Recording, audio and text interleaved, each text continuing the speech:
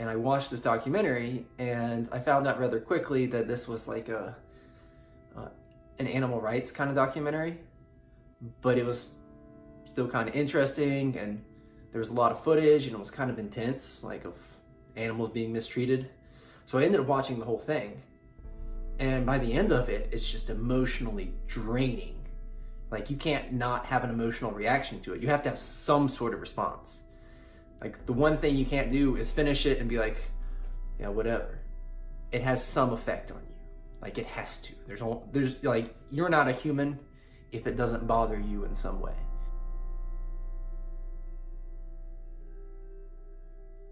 As someone that was formally educated in nutrition in a mainstream nutrition college, as in not one that just focuses on veganism or vegetarianism, I studied mainstream nutrition. And obviously the ketogenic diet is something that is always brought up, and you know, people are making claims for it. People are following the ketogenic diet regardless.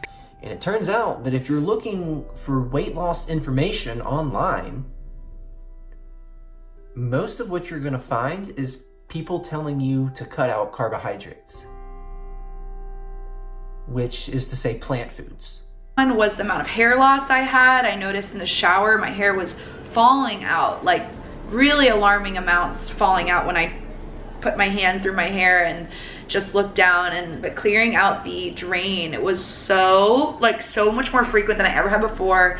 That was actually freaking me out, and I know that's like a deficiency, since once you go really low carb, it's supposed to be a side effect. So you're supposed to start taking more magnesium and electrolytes to supplement it, and I don't know, it didn't feel natural to me to do that and to like go replenish it with this. So that I didn't love. However, at about the 4 to 5 month mark, I started to notice my energy was actually decreasing again.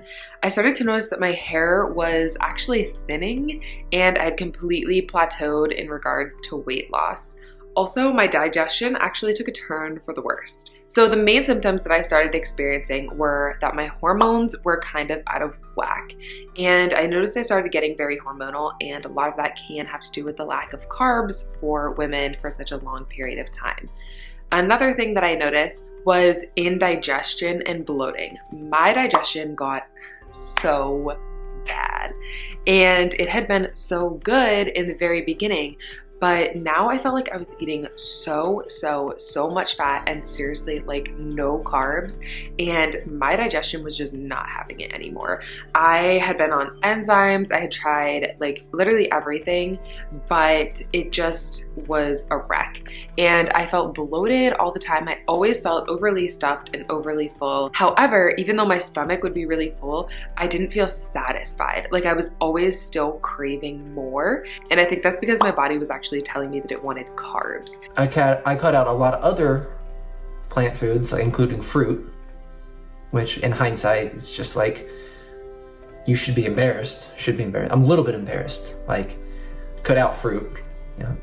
You know, having fruit would almost go against the keto diet. I mean, just to give you guys some context, and just as an example, eating one banana in your day would kick you out of ketosis. Like, it's that strict. How many greens I eat, and even friggin' romaine lettuce is high in carbohydrate. Apparently, it's a real killer that I actually had to think about the amount of like romaine and broccoli I was eating, which for me, that's a problem, because again, I wanted to prove that you can do this on whole foods and not rely on things like oil and bulletproof coffee, which a lot of people do. I pretty much can't get out of bed until I've had 2 cups of coffee, and this is like my only luxury in life, and it's like, it is life. In 2016, I got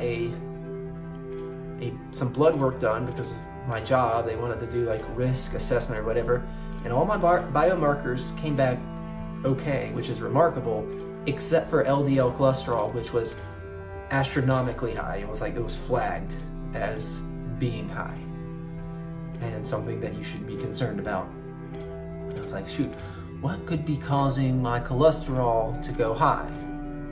Like, oh, well, it's the butter in your coffee, using that noggin.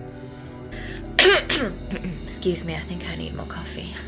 Even though I was eating sufficient, my usual amount of calories, if not more, I was not able to lift the amount of weight that I normally do. Now obviously, clearly, I am not a bodybuilder, and I do not have huge upper body strength, but I know what my capacity usually is. When I was in ketosis, no matter how much I ate, I could not do the amount of reps that I would usually do on a certain weight. I just couldn't do it. In terms of cardio, once I was in ketosis, like I didn't have a problem with it. I did feel like I lost strength and I just couldn't keep up with my regular lifting routine or the amounts I would usually lift. So I'm training legs today, which means that I will be eating more carbs than usual.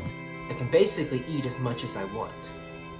Like if I eat just fruit and whole grains and anything that's starchy, and then vegetables and legumes, and then some nuts and seeds in there, and you just eat that, it doesn't matter how much you eat. You can eat literally as much as you want, and no weight gain, 0.